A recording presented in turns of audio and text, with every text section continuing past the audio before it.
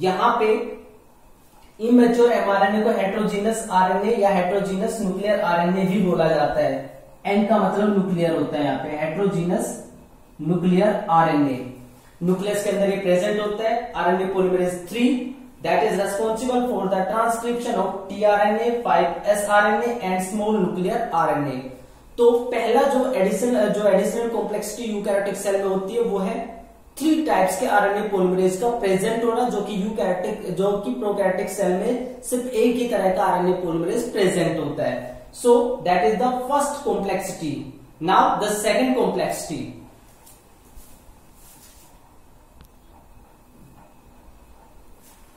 सो 2 additional complexities. तो first अभी हमने डिस्कस की, that is the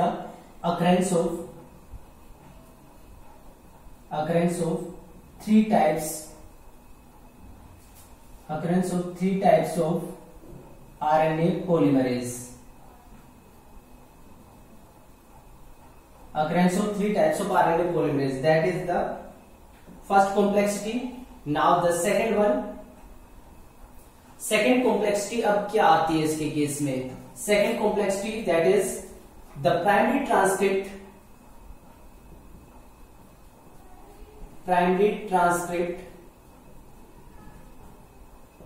contains both coding and non-coding parts. Hence, it is non-functional.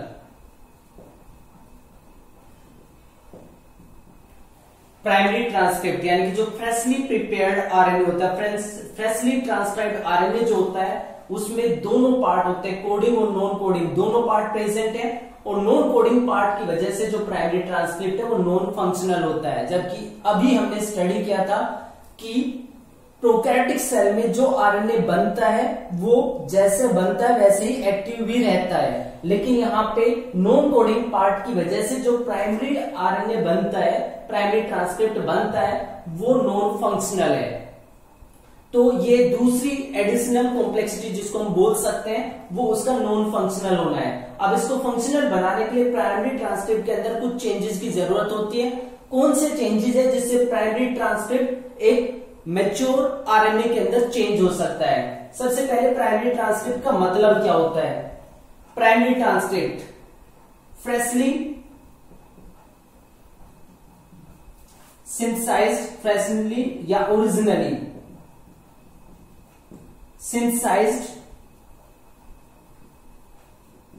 Freshly और originally synthesized RNA from DNA is called primary transcript.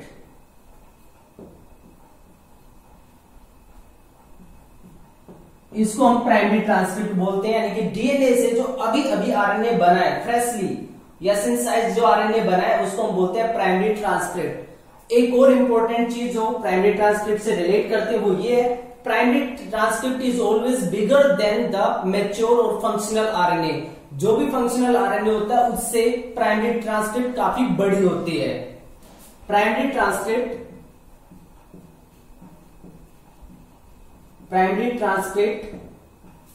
Is bigger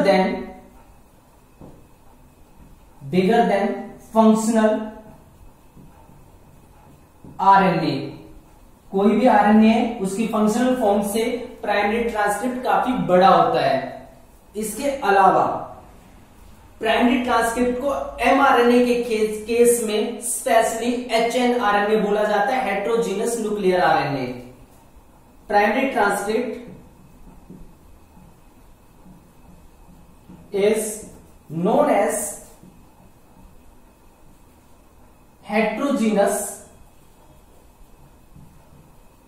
heterogeneous nuclear RNA, HNRNA. In case of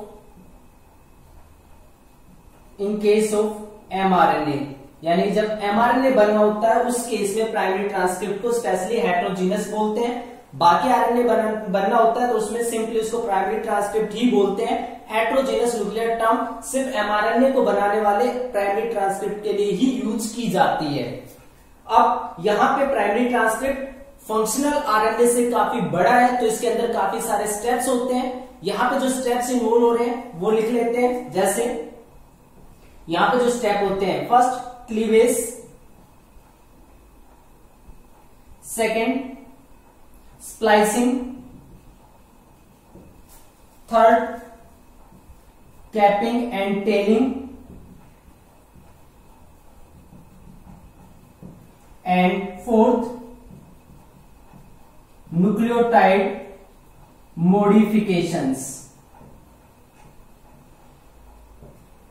ये changes हैं जो primary transcript show करता है और उसके बाद ही वो फंक्शनल फॉर्म में चेंज होता है। यहां पे जो हमारा टारगेट रहेगा इस चैप्टर के अंदर वो है ये दो part, splicing, capping and tailing. इन दो ही पार्ट को हमें डिटेल में स्टडी करना है। हालांकि क्लीवेज क्या है और न्यूक्लियोटाइड मॉडिफिकेशन है वो आपको मैं एडिशनली डिस्क्राइब कर दूंगा, वो आप अलग से नोट डाउन कर सकते हैं। तो जो स्प्लाइसिंग है और कैपिंग एंड टेलिंग, तो ये मेनली हम एक तरीके से स्टडी करेंगे, लेकिन पहले मैं आपको क्लीवेज बता देता हूं, उसके बाद फिर हम इन स्टेप के ऊपर चलेंगे।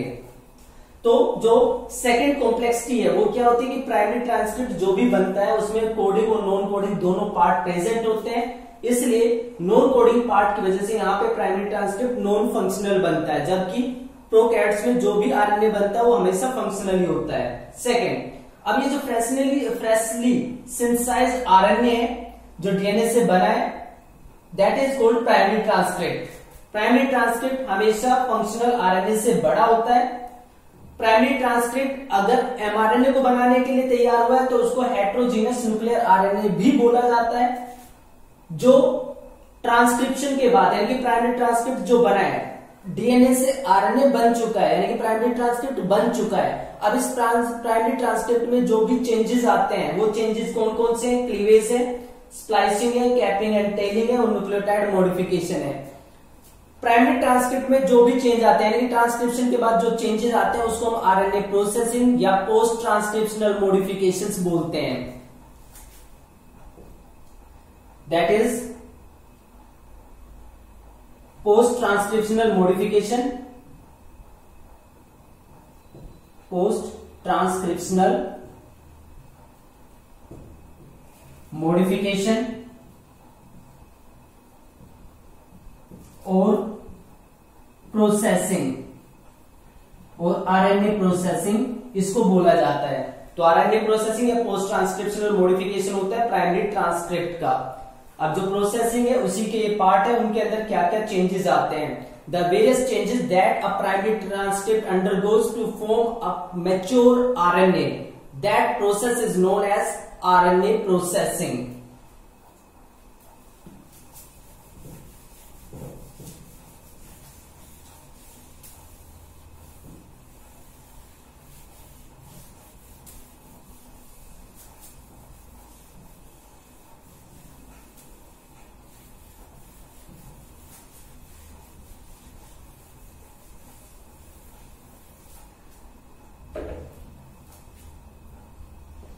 आरएनए प्रोसेसिंग क्या होती है? RNA processing, RNA processing the various changes a primary transcript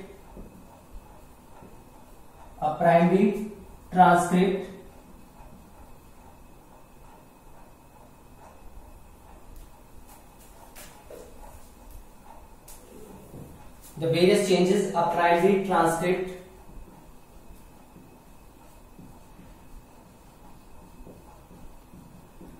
undergoes to form a mature or functional RNA is known as RNA processing। इसको हम आरएनए प्रोसेसिंग बोलते हैं। The various changes a primary transcript undergoes to form a mature or functional RNA is known as RNA processing. Primary transcript में जितने भी change होते हैं उन सारे चेंजेस से अल्टीमेटली फंक्शनल आरएनए बनता है। तो ये सारे चेंजेस जो है उसको हम आरएनए प्रोसेसिंग या पोस्ट ट्रांसक्रिप्शनल मॉडिफिकेशन बोलते हैं। अब सबसे पहले मैं क्लीवेज बता देता हूं, क्लीवेज का मतलब क्या होता है। क्लीवेज, यहां पे जो क्लीवेज है, जो प्राइमरी ट्रांसक्रिप्ट है, इसको ये काफी बड़ा होता है प्राइमरी ट्रांसक्रिप्ट, इसको स्मॉल पार्ट्स के अंदर या रिक्वायर्ड आरएनए के हिसाब से ब्रेक कर दिया जाता है, जिसमें राइबोन्यूक्लियस फॉस्फेट एंजाइम यूज होता है। बिगर और you can say big primary transcript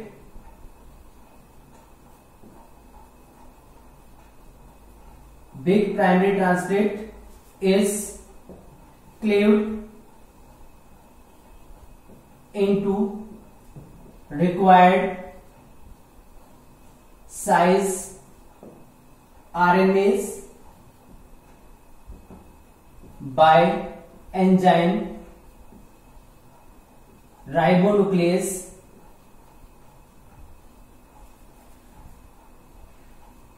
phosphate. Ribonuclease phosphate की हेल्प से जो बड़ा प्राइमरी ट्रांसक्रिप्ट है उसको उसके फंक्शनल ट्रांसक्रिप्ट के अंदर चेंज कर दिया जाता है। तो ये काफी बड़ा है, प्राइमरी ट्रांसक्रिप्ट है, एंजाइम की हेल्प से इसको रिक्वायर्ड पोर्शन में चेंज कर दिया जाता है। जैसे एक एग्जांपल है 45S का कोई जो आरएनए बना है,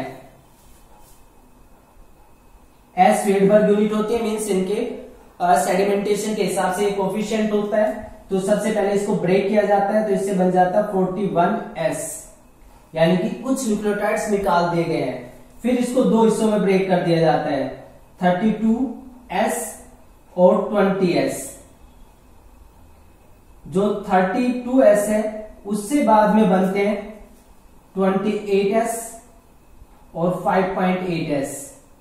ये दो तरह के आरएनए बन जाते हैं, और 20S के अंदर जो चेंज किया जाता है, कट किया जाता है, उससे बन जाता है 18S।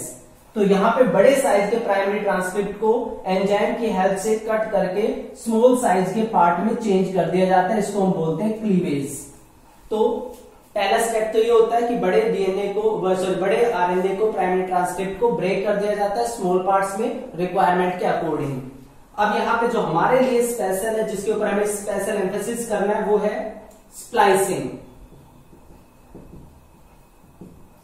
स्प्लाइसिंग का मतलब क्या होता है? स्प्लाइसिंग का मतलब होता है removal of introns and joining of exons in a defined or in a definite sequence, that is known as splicing. The process of removal of introns and joining of exons in a definite sequence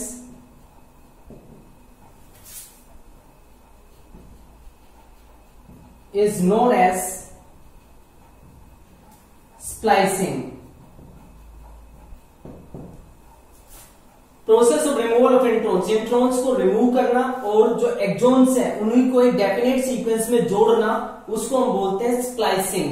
ये हमें पता है कि eukaryotic का जो structural gene होता है, एक ही जीन होता है, और उसके अंदर कोडिंग और नॉन कोडिंग पार्ट होता है, एक्सॉन और इंट्रॉन्स।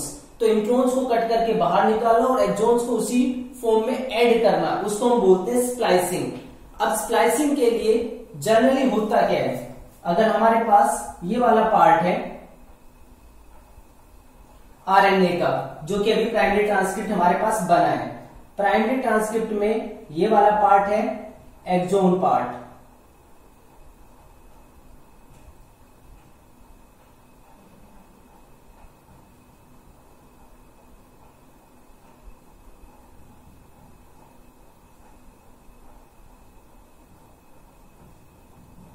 ये जो शेडेड पार्ट है इसको हम बोलते हैं एक्सॉन, और जो अनशेडेड पार्ट है ये है intron.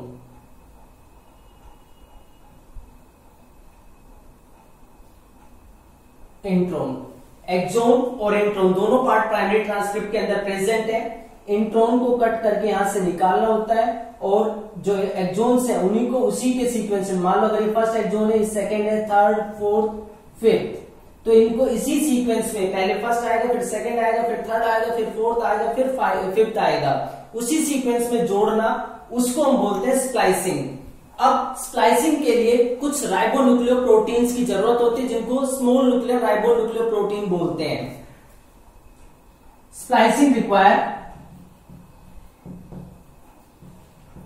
Small nuclear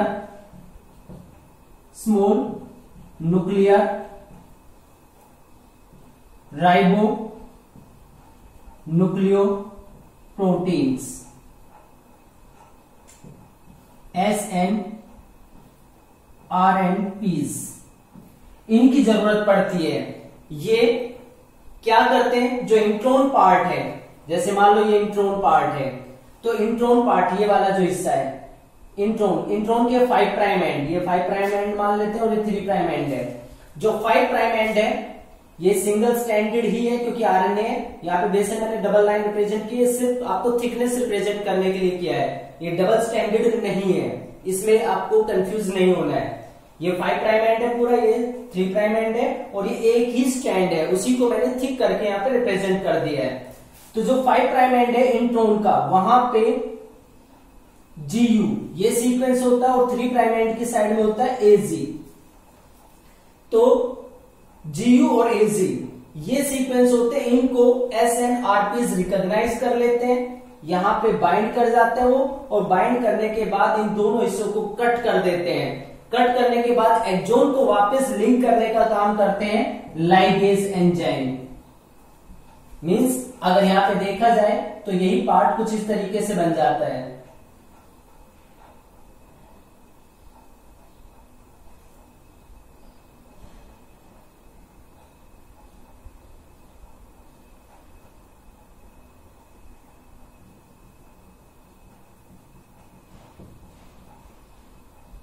one, 2, 3, 4, 5 5 part बन गए, 5 पार्ट यहां पे थे। जो इंट्रोन पार्ट है उसका क्या होता है, इंट्रोन पार्ट इस तरीके से पहले अपने आप को अरेंज करते हैं, फिर इनको यहां से कट करके बाहर निकाल दिया जाता है। तो इस तरीके से जो इंट्रोन पार्ट है उनके ऊपर स्मॉल न्यूक्लियर आरएनपीज अटैच होते हैं, उसको 5 प्राइम एंड और 3 प्राइम एंड से कट करते हैं, कट करने के बाद उसको अलग कर देते हैं।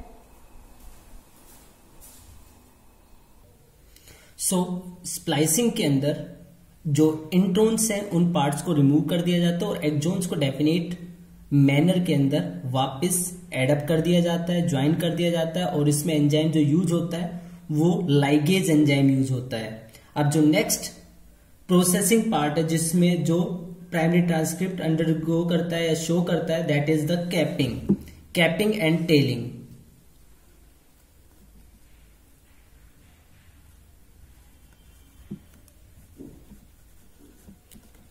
कैपिंग का मतलब क्या होता है, कैपिंग में जो 5 प्राइम एंड है HNRNA का, वहां पे एक अनयूजुअल न्यूक्लियोटाइड ऐड कर दिया जाता है। एन अनयूजुअल न्यूक्लियोटाइड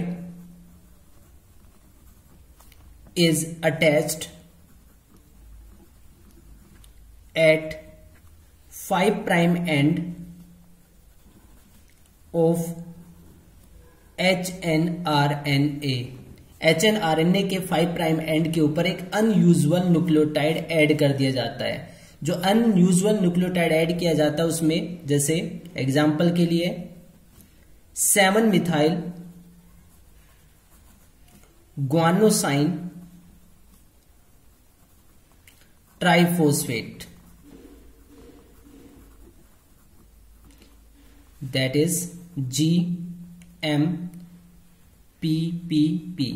ये वाला जो न्यूक्लियोटाइड है वो ऐड कर दिया जाता है 5 प्राइम एंड पे। अगर ये हमारे पास HNRNA है तो HNRNA के 5 प्राइम एंड के ऊपर ये पार्ट ऐड कर दिया जाता है, that is the G7 methyl and triphosphate इसके साथ होते हैं। अब ये आपको पता ही है कि कोई भी RNA हो चाहे DNA हो, दोनों केस में जो भी चेन होती है उसमें न्यूक्लियोटाइड मोनोफॉस्फेट वाले होते हैं, और ट्राइफॉस्फेट पे जो पायरोफॉस्फेट पार्ट है उसको रिमूव करने के बाद ही मोनोफॉस्फेट को ज्वाइन कर दिया जाता है। तो बाकी सारे जो न्यूक्लियोटाइड्स है वो तो मोनोफॉस्फेट की फॉर्म में प्रेजेंट है, लेकिन जो 5 प्राइम एंड पे फर्स्ट न्यूक्लियोटाइड है वो ट्राइफॉस्फेट की फॉर्म में यहाँ पे प्रेजेंट है। अब जो कैपिंग है ये काम क्या करती है, कैपिंग किस चीज में हेल्प कर पाती है? कैपिंग यानी कि सिग्निफिकेंस क्या होगी कैपिंग की, क्या रोल प्ले करती है capping? It protects mRNA from degradation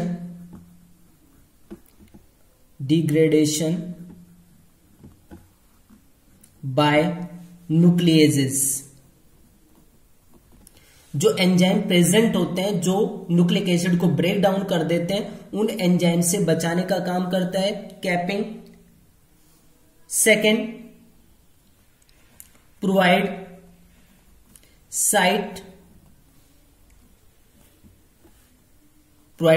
for the ribosome binding. Ribosome जो बाइंड करता है इसके साथ में, एमआरएनए के साथ में, वो बाइंडिंग साइट भी कैपिंग रीजन ही प्रोवाइड करता है। तो यहां पे कैपिंग दो काम कर रही है, एक तो एमआरएनए को स्टेबल कर रही है, मींस उसको प्रोटेक्ट कर रही है ब्रेकडाउन से। सेकंड, ये वो साइट भी प्रोवाइड कर रही है जहां पे राइबोसोम के साथ ये बाइंड कर सकती है। तो ये सेकंड सिग्निफिकेंस बन जाती है इस केस में। अब जो नेक्स्ट पार्ट आता है वो है टेलिंग।